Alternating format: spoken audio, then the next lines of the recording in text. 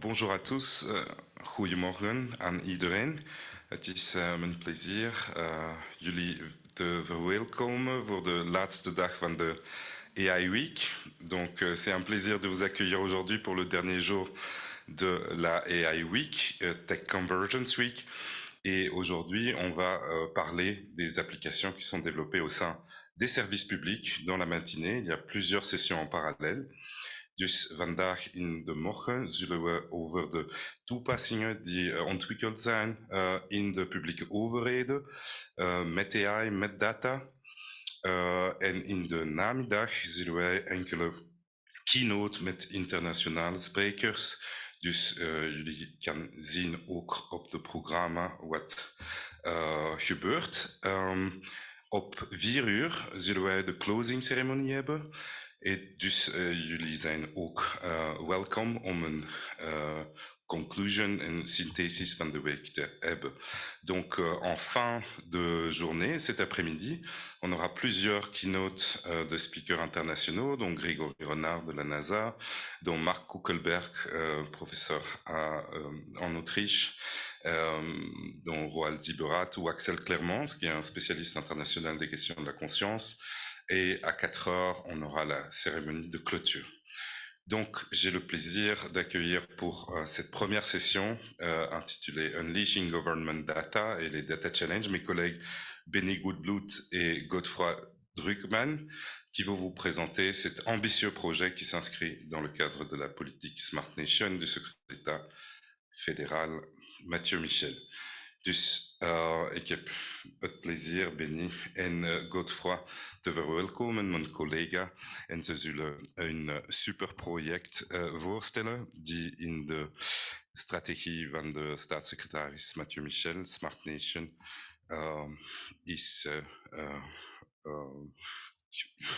betrokken. Oké, bedankt Nathaniel. Het is de bedoeling dus dat we, omdat het een overheidsprojecten zijn deze morgen, dat we Nederlands-Frans gaan doen. We gaan het deze keer niet in het Engels doen. Ik hoop dat dat geen probleem vormt voor personen zowel hier aanwezig als online. Vandaag gaan we dus een beetje uitleg geven over een RRF-project, Unleashing Government Data. Een project die over verschillende jaren loopt, maar die loopt wel binnen één dienst, binnen FODBOSA, binnen DG Vereenvoudiging en Digitalisering, namelijk de Federale Dienstenintegrator. En daarover zal Godefroy eerst een beetje uitleg geven. Bonjour, merci Benny et bonjour à tous. Donc ici, avant de parler du programme européen UGD en tant que tel, il est nécessaire peut-être d'expliquer le contexte dans lequel ce programme s'inscrit pour pouvoir comprendre à la fois de quoi il s'agit et en quoi on parle de Unleashed Government Data. Donc ici, en fait, la première chose, c'est de discuter des services publics fédéraux, en même temps de discuter de BOSA, son rôle, et à l'intérieur de BOSA, ce qu'on appelle le FSI, Federal Services Integrator. Donc en fait, au sein de l'environnement fédéral, il y a énormément d'organisations de différentes tailles, des petites, des grandes, avec plusieurs finalités, avec un objectif précis. Et donc, par rapport à tout ceci, il est souvent nécessaire d'avoir des échanges de données, étant donné qu'il y a une numérisation croissante des services. Par rapport à toute cette galaxie d'organisations, BOSA se situe comme un SPF dit horizontal, c'est-à-dire que notre mission est d'offrir un soutien aux différentes organisations fédérales par rapport notamment à des politiques RH ou alors par rapport au budget, mais aussi dans le domaine de l'informatique. À ce sujet, le service 10, qui est une partie de la DG Simplification et Digitalisation, est un intégrateur de services. C'est le service qu'il propose. Cette fonction d'intégrateur de services stipule que nous proposons de faciliter les échanges d'informations entre différentes organisations et donc de structurer et de standardiser la manière dont ces échanges sont organisés. Pour vous expliquer un peu plus finement, ici, dans le graphique que vous voyez, il y a simplement 3 acteurs, la personne ou l'organisation qui fournit les informations, aussi la personne qui souhaite consommer les données. Et BOSA, nous nous positionnons ici au milieu comme intégrateur. Quelle est la plus-value de ce système? C'est imaginer si vous avez plusieurs fournisseurs de données différents et aussi si vous avez une multitude de consommateurs différents, si à chaque fois il y avait des relations directes entre un fournisseur et un consommateur, ce serait une perte de temps administrative pour tous les aspects techniques à gérer. Donc ici, la proposition en tant que support et soutien est vraiment de faciliter ces échanges en se mettant comme un middleman qui permet de faciliter les interactions et en même temps de faire en sorte que chaque acteur se focalise sur ce qu'il sait faire de mieux, à savoir pour le provider récolter l'information et la gérer, le consommateur juste de s'adresser à une personne unique pour toutes ces demandes d'information. Et c'est là où BOSA intervient avec son FSI en anglais. Donc, il y a plusieurs éléments à prendre en compte dans ce contexte, à savoir que nous travaillons avec des sources de données dites authentiques. Prenons par exemple le cas du registre national ou le cas de la BCE, la Banque Carrefour des entreprises, qui fournit des informations qui sont intéressantes pour un nombre indéterminé de différents consommateurs. Ça peut être pour le SPF Mobilité ou pour d'autres, pour les finances, etc., etc. Nous nous positionnons au milieu et ce que nous faisons en fait, c'est que nous avons des relations avec chacun des acteurs pour à la fois avoir l'information et en même temps proposer ce qu'on appelle des web services aux différentes organisations. Ici, il y a des aspects techniques et en même temps des aspects réglementaires qui doivent être pris en compte dans cette relation. Mais l'avantage ici, par rapport à ce framework, c'est qu'il n'y a pas qu'un seul intégrateur de services, il y en a plusieurs. Ici, au niveau belge, on compte actuellement 6 intégrateurs de services différents. Et par rapport à cette logique, si on étend un peu les choses, on arrive vraiment à un écosystème à travers la Belgique qui permettent de connecter les différentes administrations et donc chaque fois il peut y avoir des demandeurs d'informations et en même temps des fournisseurs d'informations et avec une structure en réseau, on commence à pouvoir à structurer finement les échanges de données entre les différents acteurs et seulement avec 6 intégrateurs, on peut avoir des informations par rapport aux niveaux régionaux, Flandre, Wallonie et Bruxelles, en même temps au niveau fédéral par rapport aux services publics, par rapport aux services de santé et par rapport à la sécurité sociale. Donc ici, l'idée, c'est vraiment que ce que l'on appelle une source authentique se centralise sur ce qu'il sait faire de mieux, à savoir réceptionner, gérer l'information. De notre côté, c'est de pouvoir organiser la meilleure façon d'échanger les informations entre ces différents acteurs et concernant les consommateurs, puissent utiliser le plus facilement ces informations. Il y a des éléments de contexte et des éléments aussi de stratégie qui interviennent dans ce cadre, à savoir que depuis la législation GDPR, nous avons un focus qui est beaucoup plus important concernant la protection des données à caractère personnel.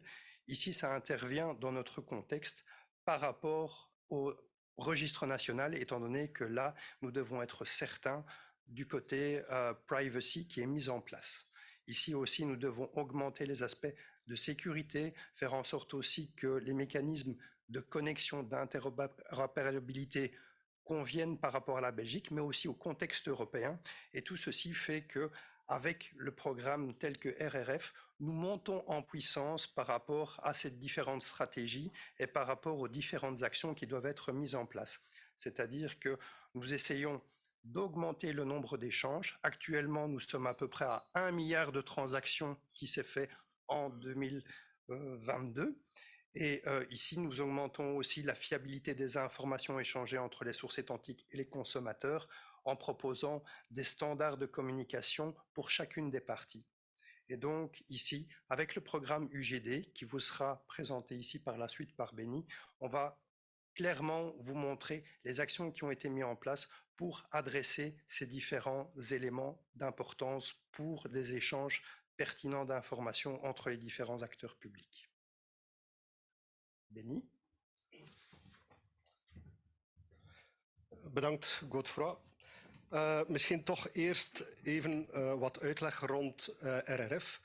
RRF is Recovery and Resilience Facility, is een programma gestart door Europa na de COVID.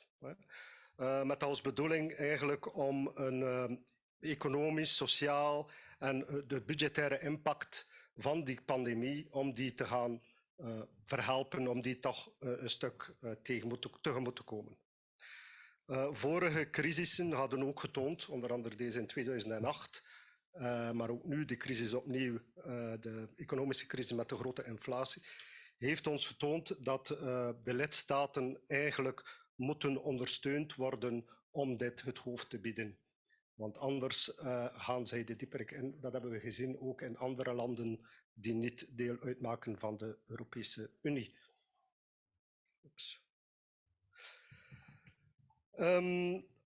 Wat is de bedoeling van het RRF-programma? Dat is eigenlijk voornamelijk om de transitie in België meer, wat we zeggen, resilient te maken, om die groei, die inclusieve groei te versterken, om de sociale economie te versterken ook en om onze digitale transformatie te versnellen.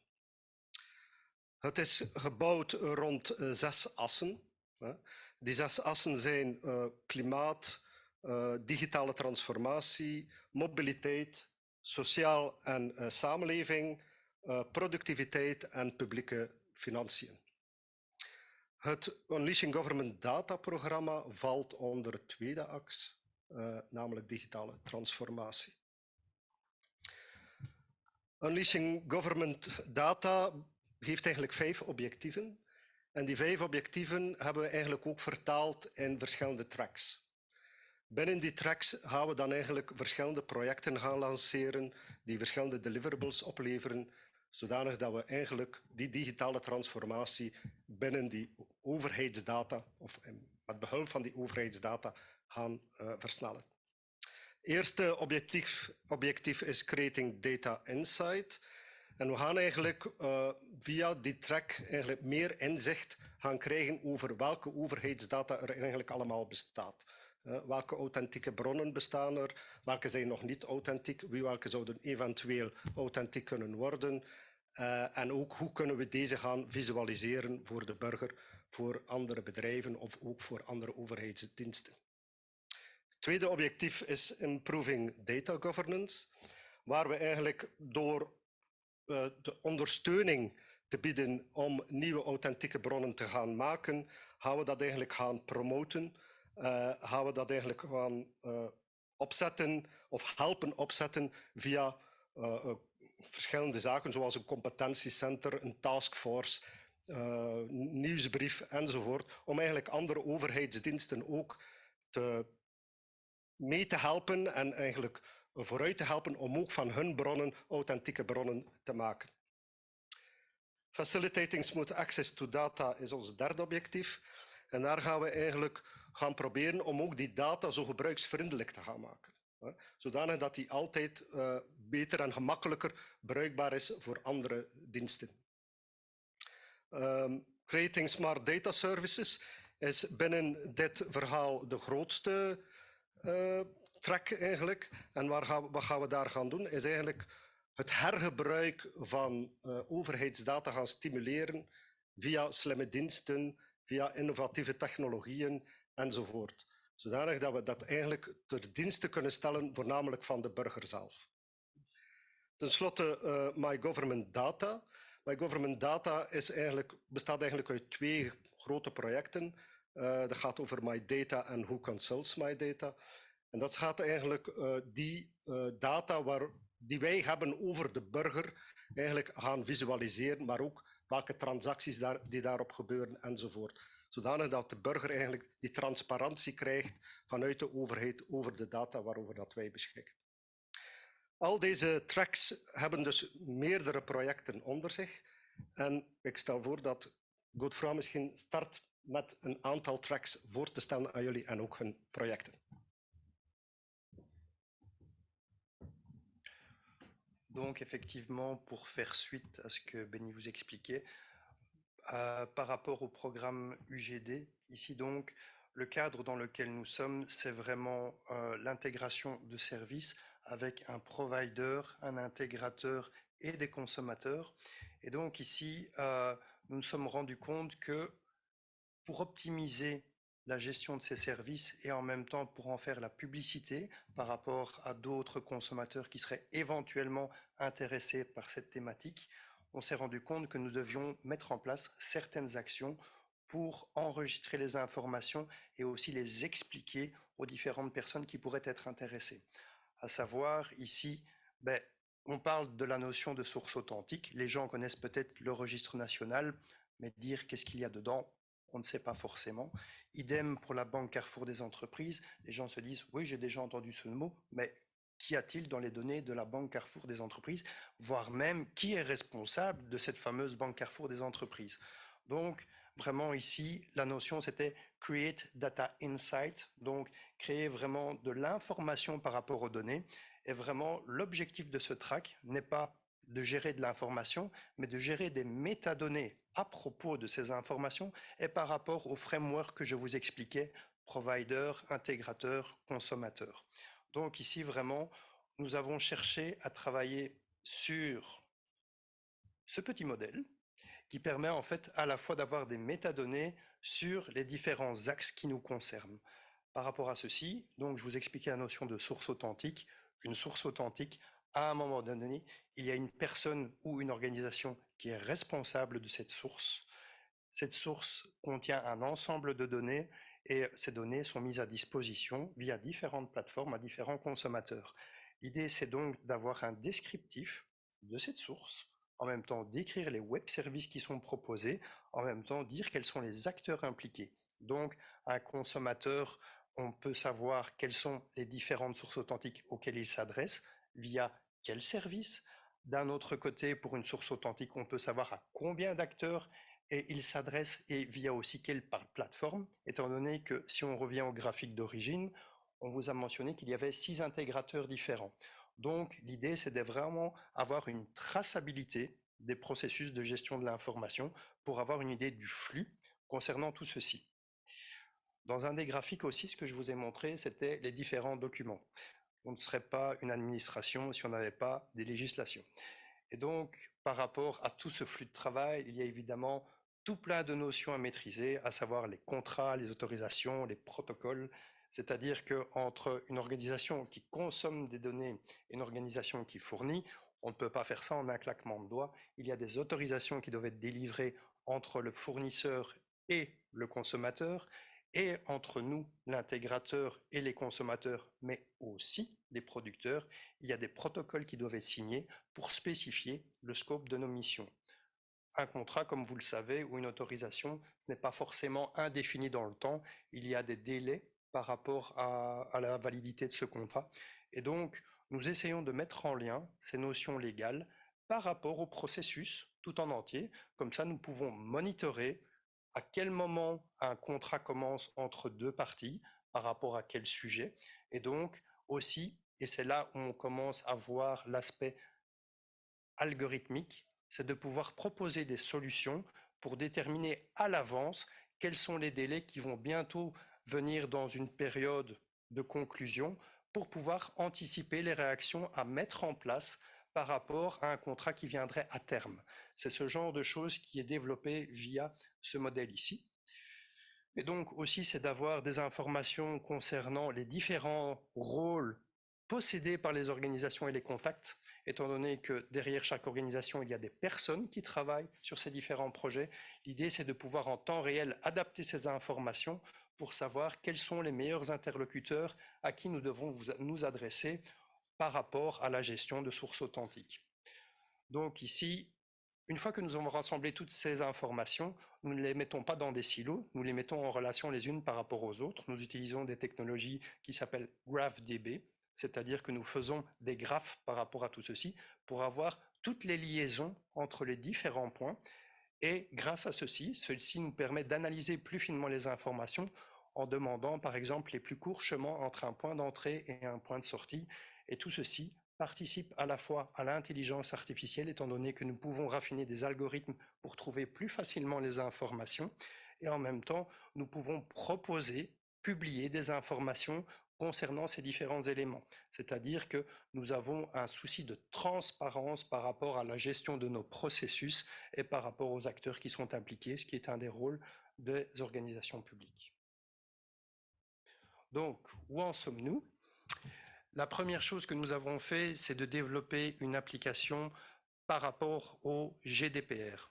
Depuis le 25 mai 2018, le GDPR est actif dans l'ensemble de l'Union européenne et par rapport à la législation GDPR, il y a un article, le fameux article 30, qui est un des 99 articles dans ce document qui fait plus de 100 pages, qui précise que chaque organisation doit tenir un registre des activités de traitement. En quoi ceci est important pour nous? Ceci est important dans la mesure où quand nous offrons des web services à différentes organisations par rapport à des données à caractère personnel, il faut une correspondance dans les registres de traitement de l'information pour s'assurer que nous avons bien spécifié le type d'information qui serait échangé, à qui celui-ci est donné et via quels moyens. Donc, nous mettons en correspondance la gestion des traitements de données à caractère personnel par rapport aux services que nous mettons en place dans les différentes organisations. À côté de ceci, nous travaillons sur d'autres éléments comme une publication des informations liées aux sources authentiques. Ici encore, nous sommes en train de développer les autres éléments par rapport à ce que je vous évoquais. C'était notamment le fait d'avoir des informations sur les contacts et les organisations, sur les autorisations et mandats et les mettre en lien avec les différents éléments évoqués ci-dessus. Le fait aussi en plus d'avoir la couche algorithmique qui permet de trouver les informations et de les mettre en carte et de les visualiser pour que nos différents clients puissent accéder aussi de leur côté et dans leur environnement à ces informations pour les explorer et pour voir, par exemple, s'il n'y a pas parfois des redondances entre ce qu'ils utilisent dans différents segments d'une organisation ou même à travers tout le dispositif des administrations fédérales. Donc, ceci couvre le track numéro 1. Le deuxième track ici, comme je vous ai dit, tout est fait par rapport au framework dont on discutait tantôt chez DIS, à savoir la plateforme entre différents opérateurs. Ici, l'idée est, comme l'a évoqué Benny, d'améliorer la gestion de la donnée et la gouvernance de cette donnée en amont, c'est-à-dire nous avons des relations avec des consommateurs, mais la relation avec les fournisseurs de données est tout aussi importante. Donc, ce que nous faisons ici, c'est d'essayer d'aider les fournisseurs de données, soit par rapport à leur gestion de données, soit si eux-mêmes ne sont pas encore fournisseurs officiels de données et qui souhaitent le devenir. L'idée, c'est vraiment, au niveau de l'administration fédérale, d'appliquer le principe only once pour avoir des bénéfices, des réductions des coûts à grande échelle. Nous avons un fournisseur d'informations qui est libellé comme tel et qui peut se focaliser sur son métier. Et nous l'aidons le mieux possible pour qu'ensuite les autres puissent s'adresser exclusivement à une seule source qui fait autorité. C'est le principe only once qui permet d'engranger des bénéfices à grande échelle pour toutes les administrations de manière générale. Donc, ce n'est pas quelque chose qui se fait en un claquement de doigts. Nous devons collaborer avec ces différentes agences pour faire en sorte à la fois d'avoir les processus les plus fluides, mais aussi les plus documentés. Comme ça, nous avons une certaine transparence et nous avons aussi une mise à jour des informations pour nous adapter continuellement au contexte technologique qui change. Je vous prends un exemple. Avant, on employait par exemple souvent de la technologie SOAP pour les échanges d'informations. Maintenant, nous avançons de plus en plus vers les méthodologies REST. Donc, par rapport aux anciens acteurs, nous devons les aider à s'adapter et nous devons adapter aussi nos processus en conséquence. Donc, c'est un flux permanent d'amélioration. Donc ici, pour les nouveaux arrivants, nous faisons des guidelines concernant la méthodologie générale, mais en même temps sur les aspects très concrets et techniques pour pouvoir devenir une source authentique. Nous faisons en sorte aussi de mettre à jour les contrats ou de faire en sorte que les contrats existants soient disponibles de manière plus simple. Et de manière générale, l'idée, c'est vraiment de devenir un centre de compétences pour aider ces différentes organisations à mieux gérer à la fois les informations qu'ils souhaitent mettre à disposition, mais en même temps aussi les supporter tout au long du trajet lorsque nous devons faire par exemple des adaptations aux différentes données, voire même en supprimer certaines, bref, être de manière permanente à jour par rapport aux informations qui sont échangées et mises à jour. Excusez-moi. Donc ici, je vais aussi discuter du point 3, qui est le fait, dans la contrepartie, d'accéder aux données. Donc, pour l'instant, dans le track 1, je vous ai parlé de la mise à disposition des données concernant l'ensemble du processus. Dans le track 2, j'évoquais la notion d'aider les fournisseurs ou ceux qui souhaitent devenir fournisseurs d'informations. Maintenant, on part dans l'autre sens, c'est-à-dire améliorer la relation avec les consommateurs de données. Ici, jusqu'à récemment, les relations se faisaient entre guillemets à l'ancienne via des échanges de mails. Et donc, à un moment donné, on s'aperçoit bien qu'en fonction du volume d'échanges qui sont mis en place, à un moment donné, il faut un peu standardiser la manière de procéder pour pouvoir avoir un meilleur service. Et donc, par rapport à ceci, nous sommes en train d'augmenter en maturité organisationnelle et technique par rapport à ces points.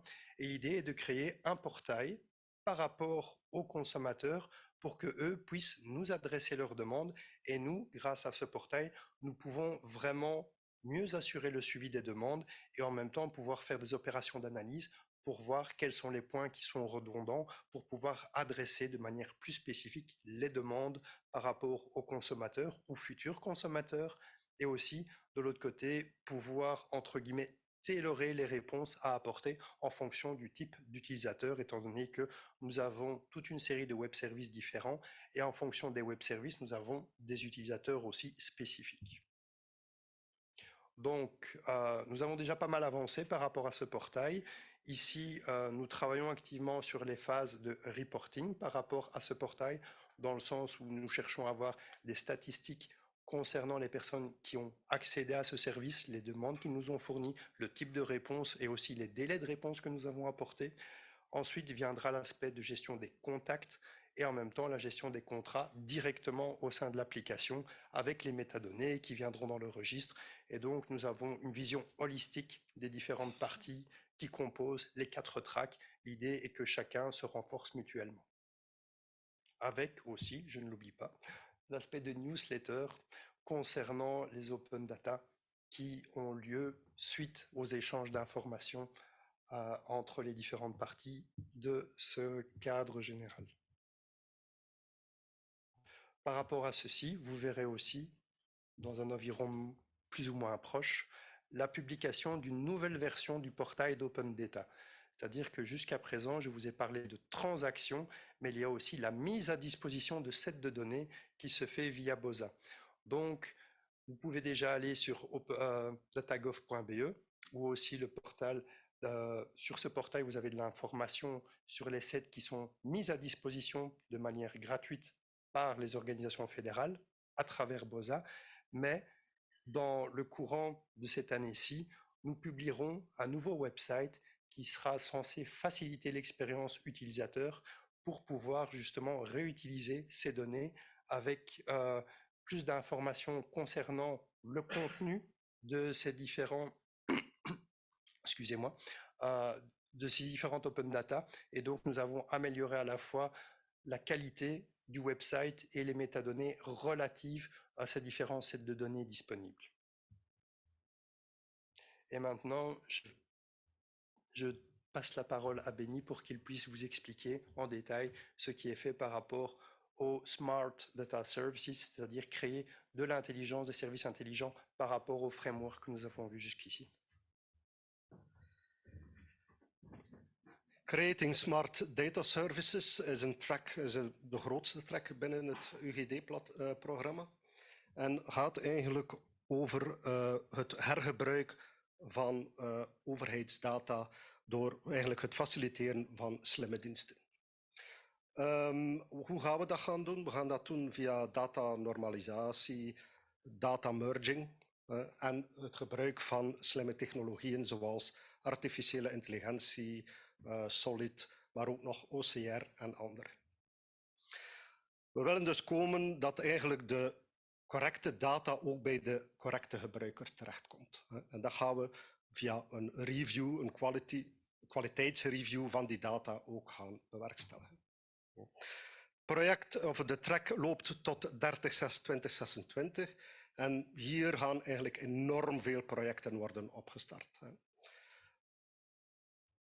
We hebben een aantal verplichte Europese milestones die we moeten volgen. Zoals ik al gezegd heb, die verschillende technologieën het moet innovatief zijn, het moet een relatief nieuwe technologie zijn of een technologie die ondergebruikt is. Zoals toch soms OCR heel weinig nog gebruikt wordt, maar toch wel wat potentieel in zich heeft. Wat moeten we ook gaan doen, is eigenlijk specifieke use cases gaan gebruiken. Dus eigenlijk vragen aan de markt, maar ook aan de burgers, maar ook aan de andere overheidsdiensten, indien zij bepaalde use cases zien waar potentieel is om het leven van die burger beter te maken of simpeler te maken. Niet vergeten dat we ook digitale inclusie moeten meenemen in dat verhaal. En tenslotte ook API's ter beschikking stellen op een gratis manier. Daarvoor is er binnen een ander RRF-programma binnen BOSA een API Marketplace gecreëerd, waarop onze dienst ook zijn API's gaat plaatsen indien dit wenselijk en mogelijk is. Het eerste project die nu reeds gestart is, waarvan de eerste fase eigenlijk is afgerond, gaat rond het gebruik van de technologie Solid. Wat willen we gaan doen binnen dit project is niet zozeer iets gaan creëren in productie voor een burger, maar eigenlijk echt gaan kijken, is die technologie levensvatbaar? Welke issues zijn daar nog mee?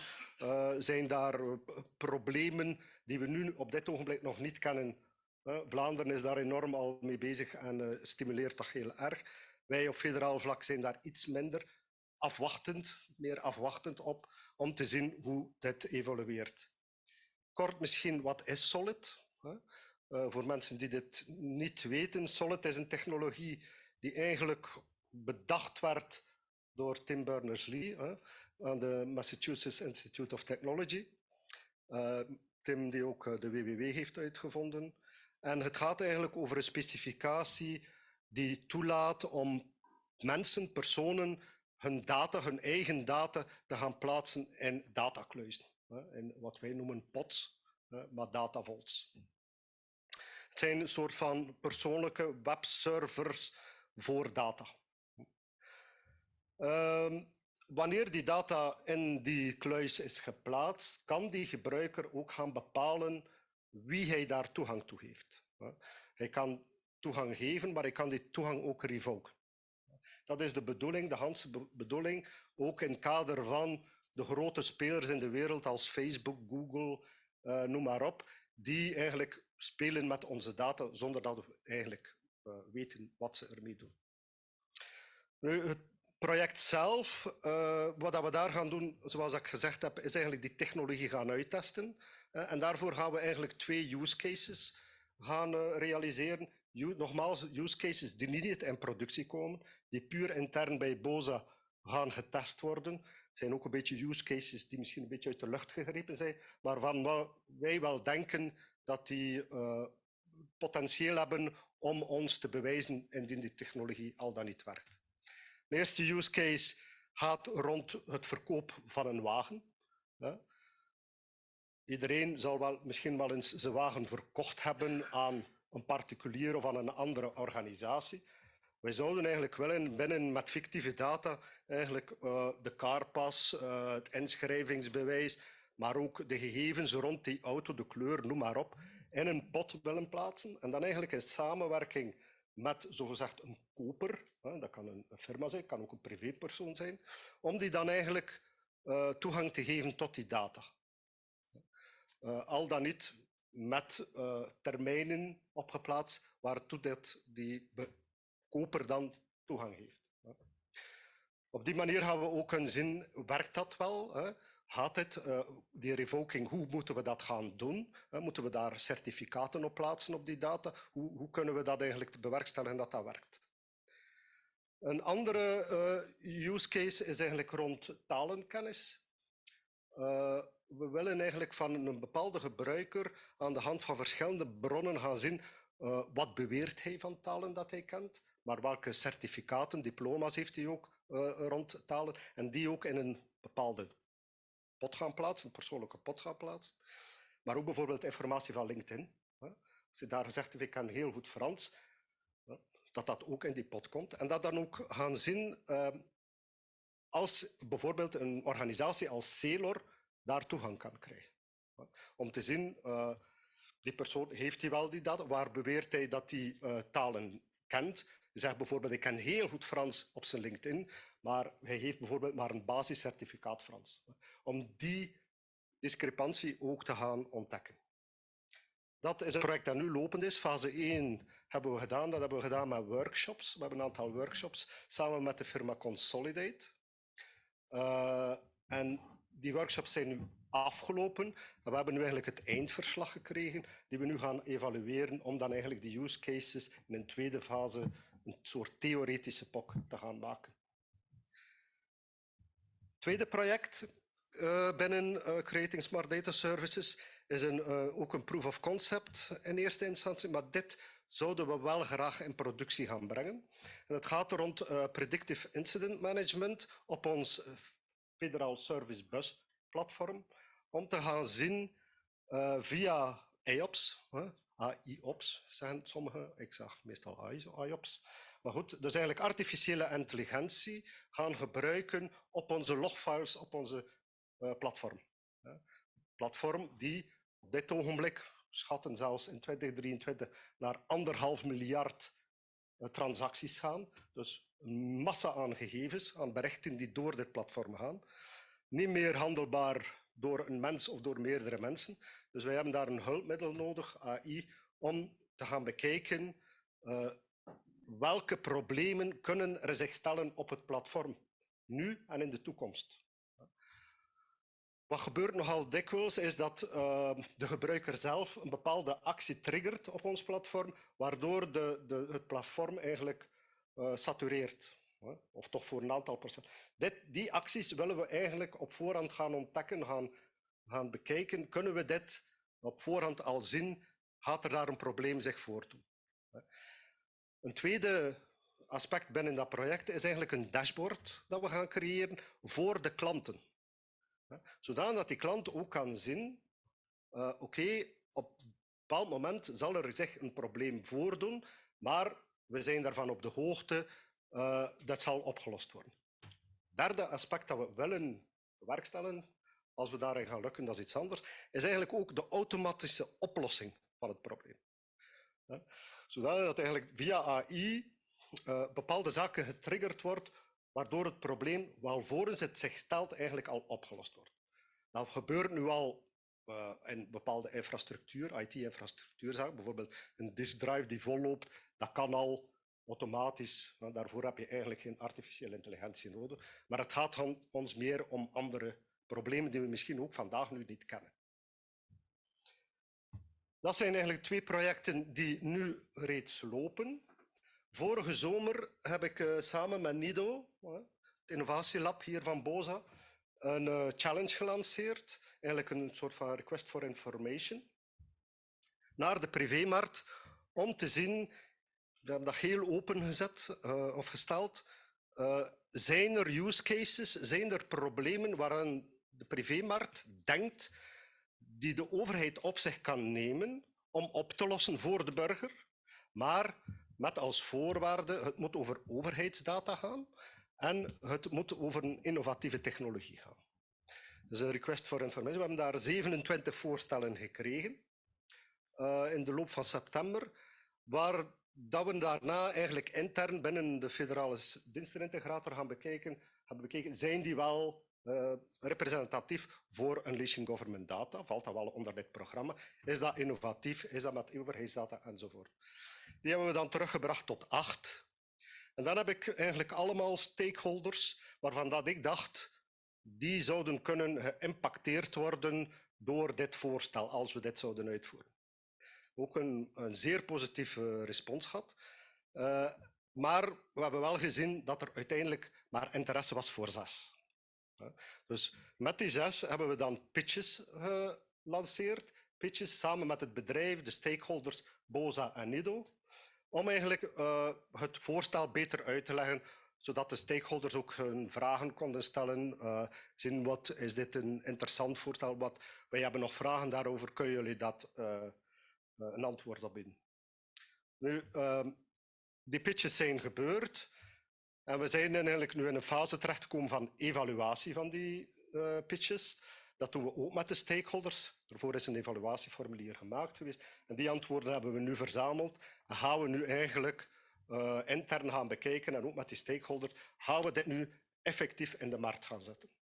Dus de eerste fase, de challenge, is echt een request for information. Zonder te zeggen tegen het bedrijf die het antwoordt, wij gaan het met u doen. Nee, we hebben dat opengelaten. Nu gaan we echt wel, is de bedoeling dat we naar de markt gaan om eigenlijk effectief te gaan aanbesteden. Even kort, de projecten ja, die gaan inderdaad, zouden normaal gezien moeten starten in Q3. Even die 6 voorstellen overlopen. Een eerste voorstel was rond OCR, waar we eigenlijk samen met het Belgisch Staatsblad en met FOD Justitie eigenlijk bekeken hebben, kunnen we het staatsblad eigenlijk via OCR gaan inscannen en herkennen van de tekst, zodanig dat er eigenlijk een search engine kan gemaakt worden op basis van tagwoorden. Op dit ogenblik bestaat het niet. Dat was een van de oplossingen die we daarvoor hadden gedacht. Een search engine, maar dan ook met artificiële intelligentie gaan zien welke tagwoorden komen er hier het meest voor en welke artikels enzovoort enzovoort.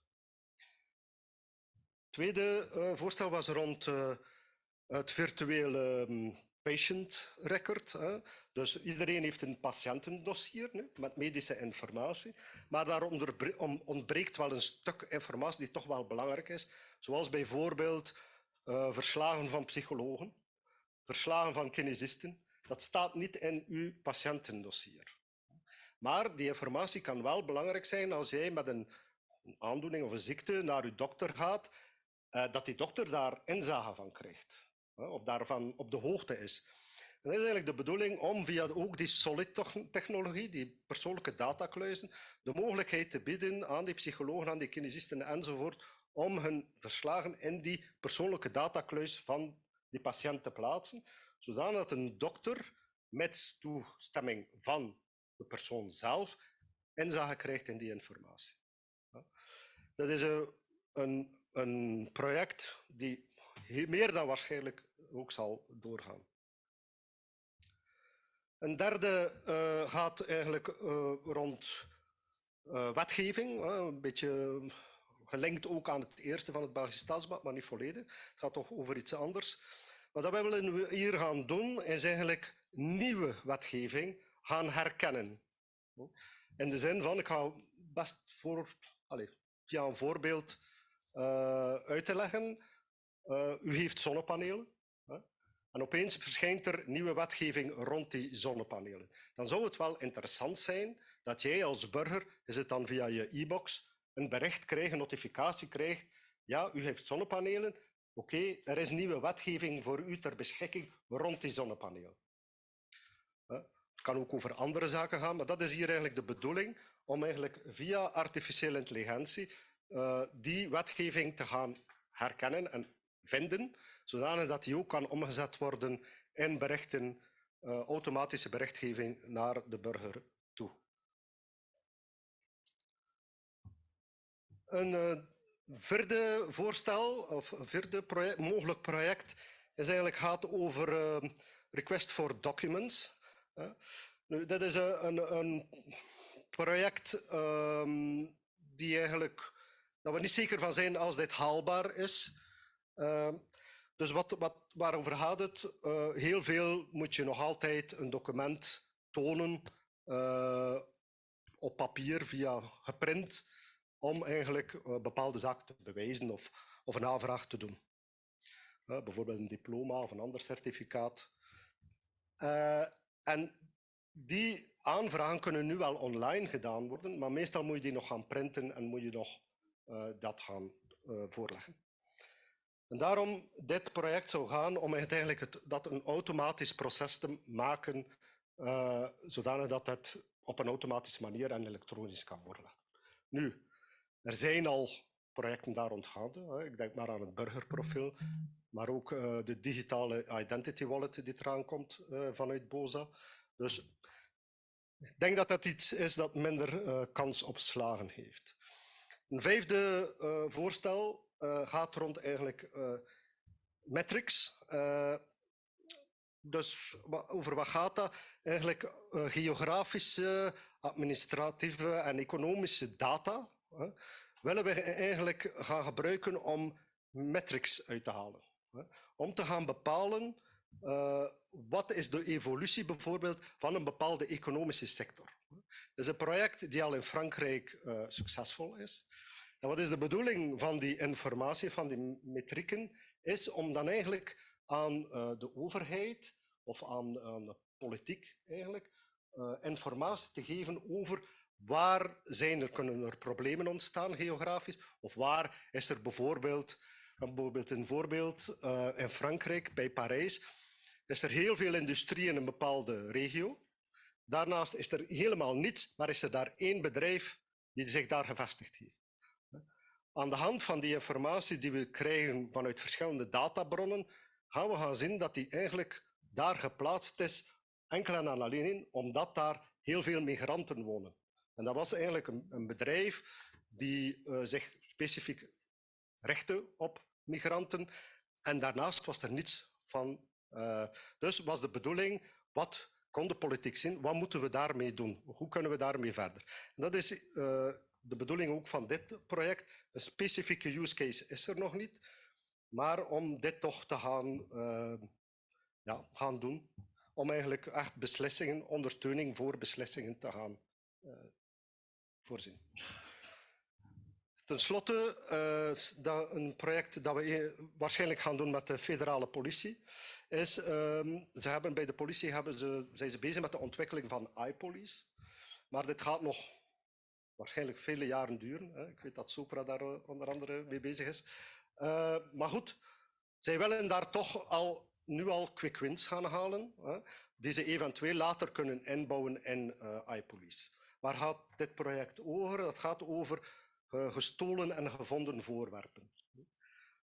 Als een voorwerp gevonden wordt door de politie, kunnen zij daar een foto van nemen en kunnen we dat in een database plaatsen. Ook mensen waarvan goederen gestolen zijn, kunnen we dit in een bepaalde database plaatsen. Als we daar metadata en artificiële intelligentie op loslaten, kan die gebruiker via een bepaalde search engine veel gemakkelijker zijn gestolen goederen terugvinden. Als je weet dat meer dan 90% van de goederen vandaag die gestolen geweest zijn, niet terugkomen bij de eigenaar van die goederen, dan is er daar een heel groot potentieel voor een dergelijk project. Dus de laatste evaluatie die we gedaan hebben met de politie was zeer positief. Dus ik denk ook dat dat een project is dat we heel binnenkort gaan lanceren. Voilà, dat is in het kort nu, misschien een beetje lang, waar dat we bezig zijn binnen track 4 met allerlei projecten en mogelijke projecten. Neemt niet weg dat we die track loopt tot 2026, dat we volgend jaar waarschijnlijk opnieuw zoiets gaan lanceren. En daarom een heel warme oproep, ook vanuit burgers, maar ook vanuit de privémarkt, maar ook van andere overheidsdiensten, om ons input te geven. Wat kunnen wij doen met innovatieve technologieën, met onze overheidsdata, die dan ten dienste kan staan van de burger. De laatste track geef ik terug het woord aan Godfrey.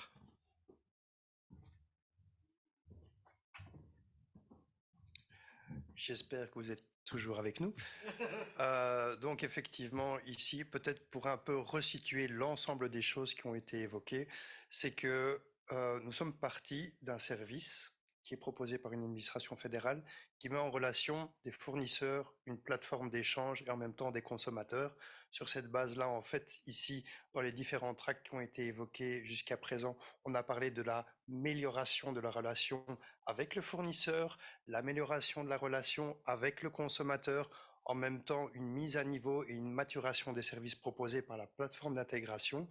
Avec Benny ici qui a évoqué le track 4, on évoque la recherche et développement qui peut se faire par rapport à la masse de données qui est générée via l'ensemble de cette structure. Et enfin, pour terminer ici, on va parler d'un autre élément qui n'avait toujours pas été abordé jusqu'à présent, à savoir la relation avec les citoyens par rapport à tout ce dispositif et aussi la responsabilisation des différentes organisations quant à la transparence des activités qui sont proposées.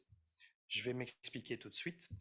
C'est-à-dire que quand j'ai évoqué le track 1, j'avais déjà abordé la notion de traitement GDPR. Rien que cette notion n'est pas forcément évident à comprendre.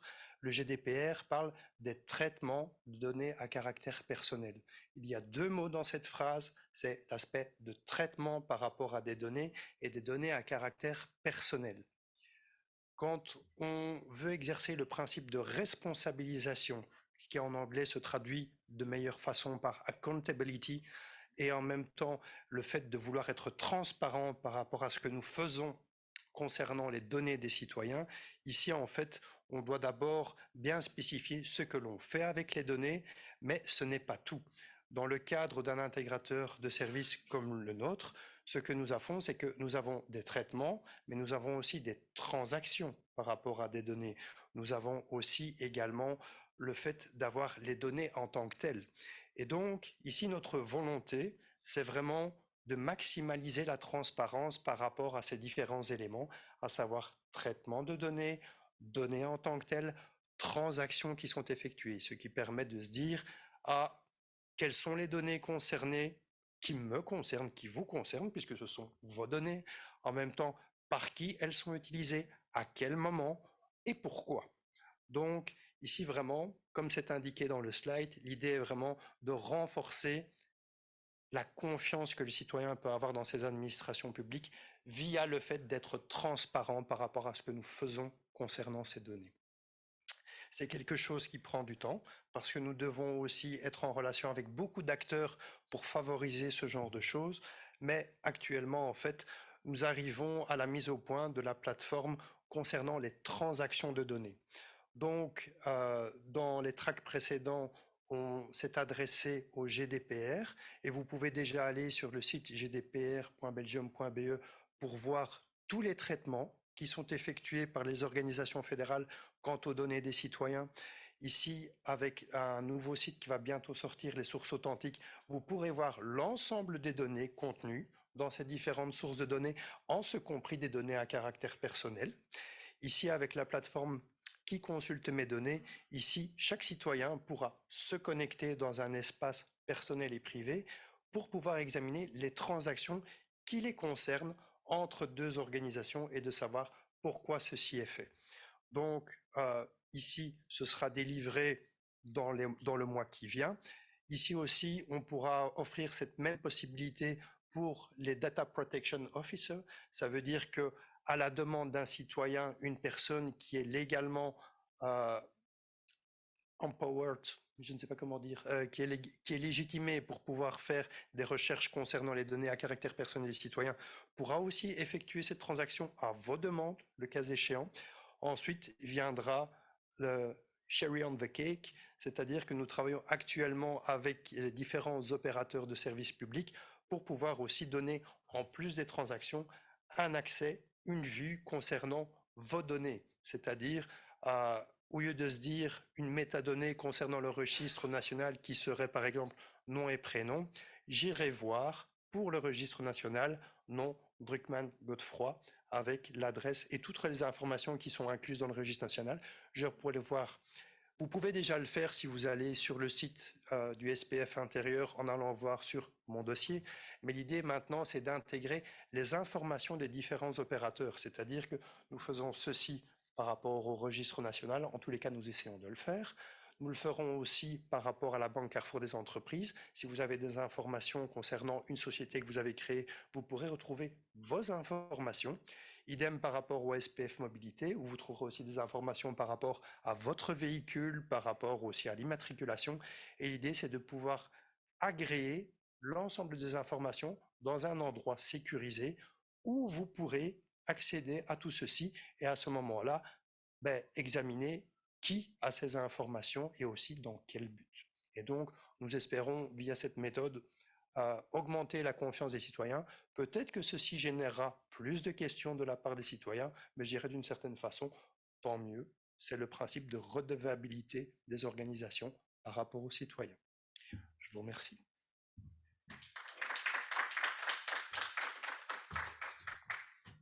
Zijn er vragen? We hebben nog een paar minuutjes. Oui. Ja.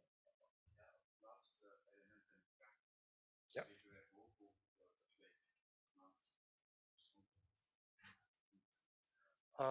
Dat is nog niet in het orde.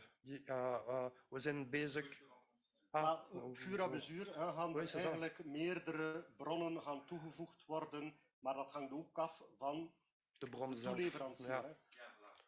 Dus vanaf dat zij hun akkoord geven, het is ook wel binnen het Data Act, de Europese Data Act, van data eigenlijk moet opengesteld worden voor iedereen, met uitzondering van data die echt beveiliging of veiligheidsrisico's inhoudt.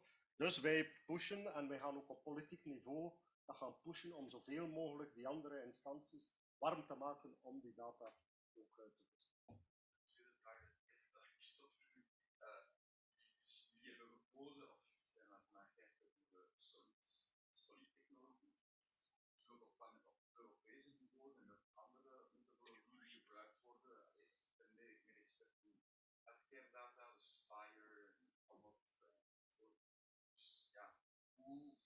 Hoe werkt OSA met andere spelers op Europees niveau met een technologische keuze?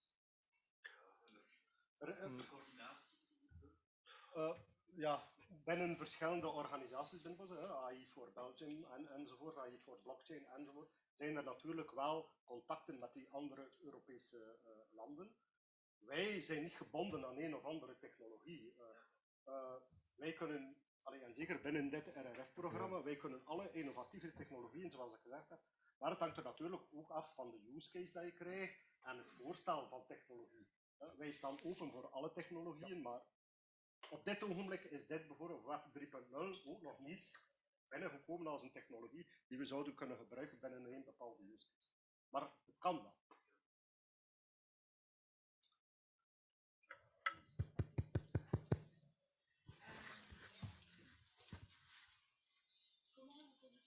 Wacht, sorry, pardon.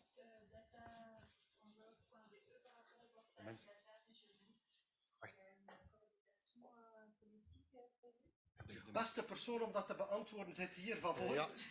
Dat is eigenlijk de projectleider. Kunt je de vragen voor de mensen online? Ja, mensen online. Sorry, ça zou beter zijn. Oui, merci. Donc j'ai 3 questions. Okay. Première question, comment est-ce que vous positionnez le site data.gov.be par rapport aux portails data régionaux?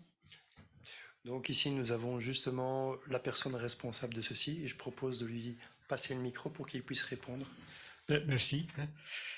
En fait, c'est très simple. Au niveau politique, je ne suis pas sûr, parce que moi, je ne suis pas politicien, mais je suis un peu nerd, technicien, et nous avons des contacts formels et informels avec les régions, les communautés, même quelques villes, comme Liège et Namur. Et sur le site ou le portail datagov.be, on essaye de récupérer toutes les infos qui sont disponibles sur des différents portails, y compris les portails des régions. Et à son tour, les données du portail datagov.be sont récupérées par le portail européen, parce que ça existe aussi. Donc au niveau européen, il y a un portail qui regroupe tous les métadonnées, donc pas le jeu de données même, mais les métadonnées. Et il y a un portail qui essaye de regrouper toutes les données de tous les États membres. J'espère que c'est une réponse à votre question. Merci. Donc ma deuxième question, c'est est-ce que vous avez prévu une action pour faciliter l'anonymisation des données issues de la banque Carrefour? Parce que je travaille sur les biais, j'essaie de travailler sur les biais et avoir que les institutions anonymisent les données, c'est compliqué pour des raisons d'organisation. Je me demandais s'il y avait une facilitation qui a été prévue. De un, quand vous parlez de Banque Carrefour, laquelle? Je suis pas si, ouais. Ah, Non, des personnes, c'est ça, des personnes. Ah oui, c'est celle c'est de ça. la sécurité sociale, c'est ça? Sécurité sociale, oui. En fait, ce qui se passe, c'est que l'anonymisation des données, ça dépend aussi dans quel contexte. Ici, en fait, nous avons des transactions qui sont sécurisées, mais on ne va pas anonymiser les données par exemple, si le SPF Finance a besoin d'informations à donner à caractère personnel pour faire en sorte de vous délivrer la douloureuse chaque année, si je puis dire, il a besoin des données en clair, pas anonymisées. C'est pour le cadre d'autres utilisations, c'est ça? Tout à fait. Mais moi, d'après ce que j'ai compris, les institutions n'ont pas les ressources pour anonymiser, pour faire des méta-enquêtes par rapport aux biais, etc. Elle est là ma question. Dire que les organisations n'ont pas forcément les ressources, ça, je ne peux pas me prononcer. Par contre, ce n'est pas forcément dans le type de demande que nous recevons. Ça, D'accord, donc cette demande de facilitation doit venir oui, d'abord des institutions elles-mêmes. Oui, c'est ça. D'accord. Merci. Troisième question, est-ce que vous avez une action pour identifier les biais dans le traitement des données personnelles? Notamment, par exemple, dans mon cas, j'essaie de travailler sur les biais dans les offres d'emploi et donc avoir accès à justement des critères de discrimination pour voir si les offres d'emploi ne sont pas orientées. Et dans ce cadre-là, est-ce qu'il y a un programme, enfin une intention, en tout cas au niveau fédéral, de travailler sur ces biais? Encore une fois, je ne peux pas me prononcer sur le niveau fédéral. Je dirais ici, ce que nous faisons déjà, ce n'est pas travailler à ce niveau. C'est-à-dire que nous travaillons au niveau macro et l'idée, c'est de savoir est-ce que les traitements de données à caractère personnel sont correctement organisés? On peut donner des statistiques et des informations sur la manière dont les choses se passent, mais à notre niveau, ce ne sont jamais que des métadonnées. On peut dire, ah ben tiens, dans telle organisation, voici les différents acteurs, voici les catégories de données traitées, ou voici quels sont les moyens de sécurité qui sont mis en place.